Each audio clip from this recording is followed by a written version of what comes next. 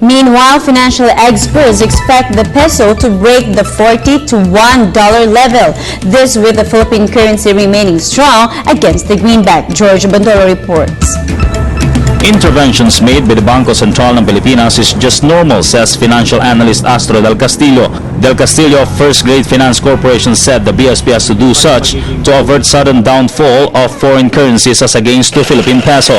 Philippine peso is seen to remain strong because of investors' continued confidence and the strong economic program undertaken by the government. Binabalanse lang ng Bangko Sentral. Yan ang role talaga niya. Madami kasing mga economic indicators na kailangan niya i-consider, no? Number one, inflation.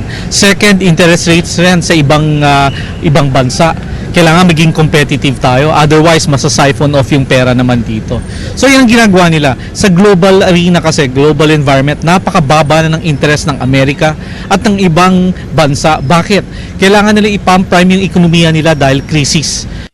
Claims by the overseas Filipino workers and exporters that their profits has gone low with their strong Philippine peso. Still, financial analyst wants the peso to break the 40 per dollar barrier and finish at 38 pesos. Unfortunately, hindi mo talaga mapapasaya lahat ang mga sektor.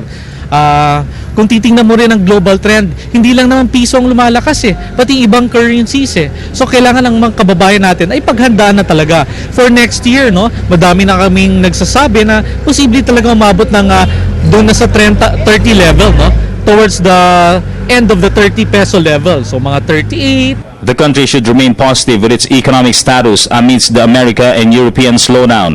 Most of the capital inflows came from foreign countries and are trying to catch interest from the strong economies of the Philippines, Indonesia, China, and other Asian countries. For People's Television, George Bandola.